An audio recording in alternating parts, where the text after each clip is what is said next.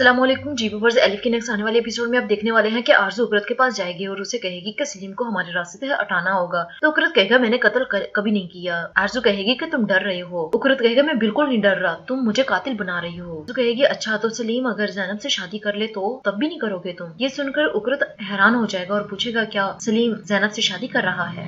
आरज़ू कहेगी कि सलीम तेजी से आगे बढ़ रहा है, मैंने उसके पास अंगूठियां देखी हैं, वो ज़ैनब को बहुत जल्द प्रपोज करने वाला है। जब तक तुम फैसला करोगे तब तक सलीम ज़ैनब से शादी कर लेगा। उकरत कहेगा मुझे यकीन नहीं आ रहा कि ज़ैनब शादी कर रही है। उकरत कहेगा कि मैं ज़ैनब को खोने की बजाय खुद मरना पसंद करूंगा। आरज़ू कहेगी कि अगर तुम मेरा साथ दोगे तो मैं तुम्हें पैसे दूंगा। उकरत कहेगा जैसा तुमने फैसल के साथ किया मेरे साथ भी वैसा ही करोगी। आरज़ू कहेगी जल्दी फैसला करो, तुम्हारे पास टाइम नहीं है। उकरत कहेगा कि तुम्हारे पास कोई मंसूबा है। कहेगी मेरे पास बहुत सारे मंसूबे हैं, अगर तुम सलीम की गाड़ी की ब्रेक्स फेल कर दो तो कुछ हो सकता है, सलीम का काम तमाम हो जाएगा। सलीम घर से बाहर जा रहा होगा तो आलिया पूछेगी कि सलीम तुम कहाँ जा रहे हो। तो सलीम बताएगा कि मैं किसी जरूरी काम से जा रहा हूँ। आलिया कहेगी तुमने टूचे को देखा, उसकी तबीयत खराब है। सलीम कहेगा हाँ मैंने देखा उसे, अब वो पहले से बेहतर है। फिर आलिया कहेगी उसकी माँ को देखो, बच्चा बीमार है उसका और उसे काम की पड़ी हुई है। सलीम कहेगा माँ ये मैं सब कुछ जानता हूँ। फिर सलीम वहाँ से चला जाएगा। मेलिक डोल कंप्लीट कर लेती है और फिर तस्लीम से पूछेगी क्या एलिफ को ये डोल पसंद आएगी। तो वो बताएगी कि हाँ बहुत ज्यादा पसंद आएगी। इतने में इकबाल वहाँ आ जाएगी और वह खातून से कहेगी कि तुम्हें हेड बुला रहा है। खातून ये सुनकर हैरान हो जाती है। फिर इकबाल उस खातून को वहाँ से लेकर चली जाएगी। हम देखेंगे कि हेड उस खातून को कहेगा कि तुम्हारी सजा 3 साल थी, लेकिन तुम्हारे इखलाक को देखकर तुम्हारी सजा कम कर दी गई है, आपकी दरख्वास्त मंजूर हो गई है। ये सुनकर वो खातून मुस्कुरा रही होगी। इकबाल उस खातून को वापस लेकर आ जाती है और दूसरी तरफ मेलिक और तस्लीम बहुत ज्यादा परेशान होंगी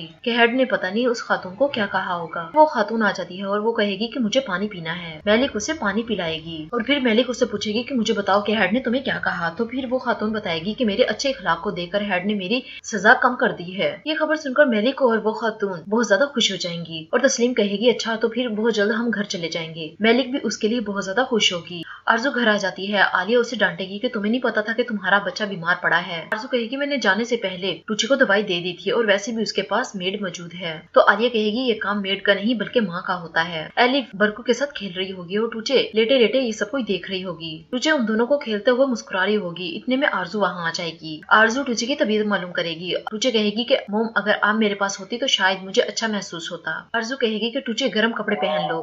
तो मेड बताएगी इसे बुखार है इसलिए मैंने इसे हल्के कपड़े पहनाए हैं। आरज़ू कहेगी मैं माँ हूँ, मुझे पता है कि मुझे क्या करना है। और फिर आरज़ू टूचे को उठाएगी और उसे गर्म कपड़े पहनाएगी।